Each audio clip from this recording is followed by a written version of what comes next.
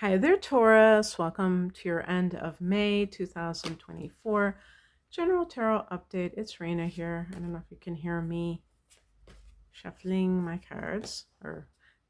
Yeah, I guess it's called shuffling. Literal shuffling, not really. I never could master that special type of shuffling, if you know what I mean.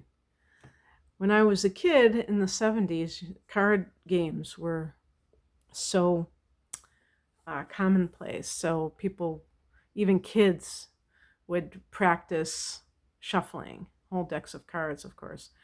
Oh, and sometimes when I used to watch a lot of tarot readings, I would see some of these readers who could just do it like a card shark. It was really cool. By the way, before I continue laying out the cards, I just want to note that Eight of Wands has shown up, I think, with every reading that I've done today.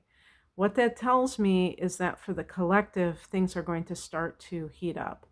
Wands energy is connected to fire. We're going to have a full moon in Sagittarius. So is this part of that? I can't say for sure, but it certainly we could start seeing a lot of stuff going on. If you have felt that things have been a little bit slow. And certainly I think that's also true for the collective in a certain way. But let's see what's going on. Wow. This is great. And you know what? I have Taurus rising, and I think that, oh my God, yeah, duh, this is Jupiter. Oh my God. Okay, so the Wheel of Fortune is showing up as a central theme. It's funny. I don't know if this deck is called the Modern Witch Tarot. And so it does tend to be very similar to Rider-Waite, a little bit more woke, a lot of female images of diversity. But one of the things that I noticed, and I'll have to look at my Rider-Waite version, you see the 4 signs in each corner. They're all fixed signs, including Taurus, bottom left. So I think that's kind of interesting because this card is actually connected to Jupiter, the planet Jupiter, which rules Sagittarius, and is the ancient ruler of Pisces. So this week, Jupiter is going from your sign, Taurus, to Gemini. And I have a late degree of Taurus rising, so this is going to be in my second house. And by the way, if some of you are like me, this will be your Jupiter return if you have natal Jupiter in Gemini as well. I'm going to do a separate astrological reading about the Jupiter transit. I've been meaning to do it, and now we're getting really close to it, so I better hop on that and how it will affect all the signs. But yeah, so what I feel is that, because then we also have the 9 of Cups, and that's supposed to be Jupiter and Pisces, but just that Jupiter theme. And we have 5 of Pentacles. Okay, well, let me just keep going. So Wheel of Fortune can be this feeling of alignment with what is happening in your life.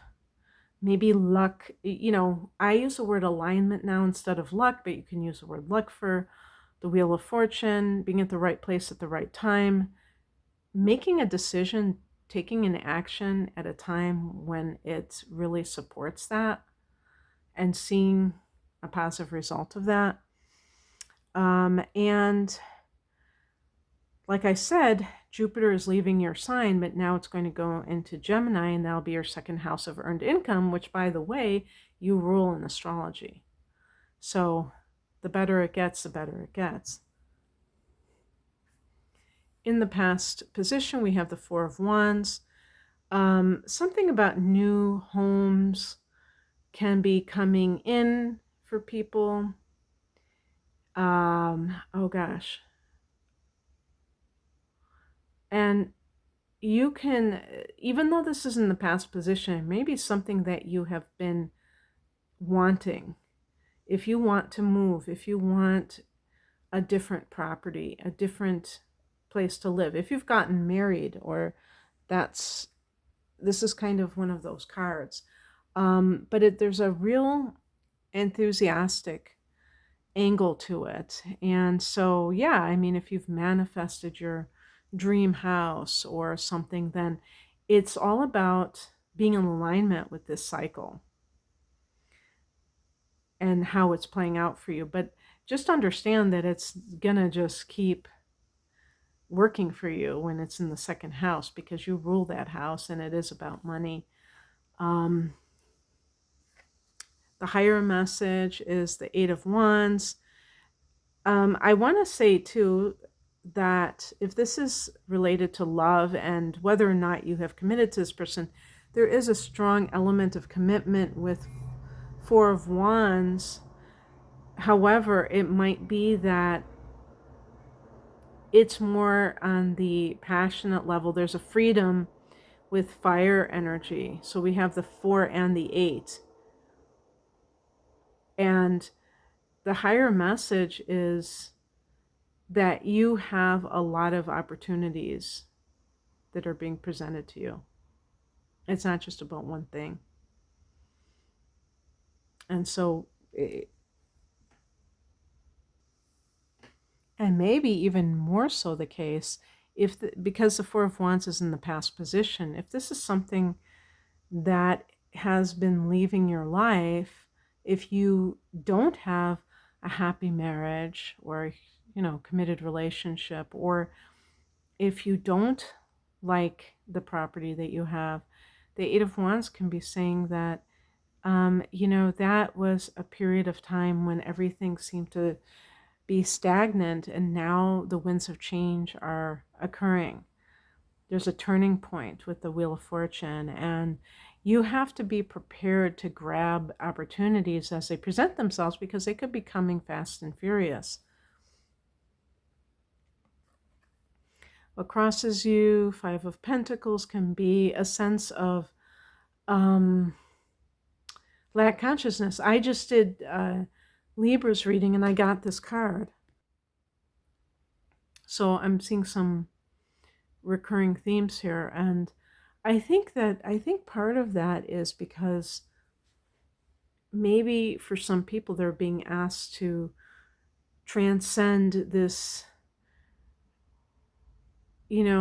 tendency to look at what is in front of them as the only reality. When it actually, and this is very helpful to me, what you see in front of you. So if there's something very daunting, like let's say you're in a relationship and it isn't working at all, but just the idea, let's say it's a marriage and you would have to get a divorce, and it would be very messy because you'd have to, maybe the other person doesn't want it and all of that, and you just think it's easier just to endure it. And what that kind of like suggests is that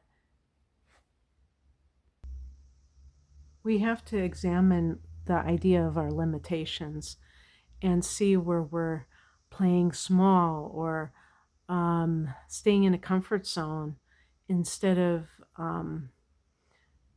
yes, I would say risking the consequences of change, like risking it. But when you think about it, if you're like in a job that you feel very uncomfortable with, you're not fulfilled, and you feel very stressed, the toll that can take can be much worse than any kind of risk that change brings. So you have to decide which is the most risky of all, and you might be surprised. What's coming in? The Nine of Wands. This can simply be setting boundaries. And this is even about setting boundaries with yourself, I would say. I was listening to Abraham Hicks this morning, and I forgot exactly how Esther put it, but it was really great. It was all about, I don't know if it was about staying in your own lane, but that works, this idea of when we scatter our energy because we're trying to do so many things at one time. Maybe we're trying to put out some fires that other people have created instead of saying, you know what, I'm going to let them take care of their own situations. I trust them to take care of their own situations. That's actually a form of, codependency. But there are distractions. They're always seeking to kind of snag us, aren't there? And some Taurus people have inner planets in Gemini, which loves the internet, which loves to soak up information, and it can really keep you scattered from whatever you'd like to concentrate on to manifest as a goal. And yeah, so setting boundaries with yourself is just as important as setting them with somebody else. And being able to really go after what the Wheel of Fortune represents means that you're going to honor your time, but also honor your being deserving of success, abundance, whatever it is that the Wheel of Fortune means for you. And the outcome is a great card, the Nine of Cups, which is wish fulfillment. Again, this card is supposed to be very faithful to Rider-Waite. Obviously, it's the different figure, but the expression on her face is supposed to be that smugness, like, and what? Here I am. Look at me now. That kind of thing, where it's rubbing in the face your success, rubbing in other people's faces your success. Maybe you have felt that other people have discounted you somehow recently, or that you have not been doing well. If you look at the wheel, you have the person at the bottom of the wheel. The female is sitting on top, sitting pretty on top of the wheel, and the other person's on the bottom, because the Wheel of Fortune is connected to cycles of life. And sometimes we're on the top, sometimes we're not. I heard somebody else talking about having Jupiter in the first house, and I had heard that myself after the fact. I was really pumped up for having Jupiter in the first house, and it's like it magnifies things. So if you're already having problems and you have Jupiter in your own sign, you may not feel that sense of, wow, everything is getting better, everything is improving. You might feel like it's starting to really become a cluster F, instead. And yeah, so I feel like with the Nine of Cups, this can be you finally getting what you want, but you have to still appreciate it. The Five of Pentacles can leave some Taurus people, if they're not careful, without an attitude of gratitude. So this is why with manifestation, you will hear people mention keeping a gratitude journal. And it might seem like that's just kind of, something that people do as part of a practice, but it's in la la land. But it's really not, because one of the things they talk about is that when you're trying to manifest something, you have to at the same time be happy with what you have. It sounds contradictory, because if you're happy with what you have, won't you be complacent, and won't you just be like, well, I can take it or leave it? But actually, you have to be able to take it or leave it, because if you're like, I have to have this thing, I have to have this relationship, it's coming from desperation. It's not a good vibe. Nine of Cups is a feeling of having arrived at your destination of manifesting. But it's also important to be very, I would say, humble about it, and also, very reverent, like grateful in a very spiritual kind of a way. So yeah, this is a great reading. Wheel of Fortune and Nine of Cups. Are you kidding me? This is great, Taurus. I hope that you enjoyed this. If you would like a private reading, the link is below. Take care. Bye.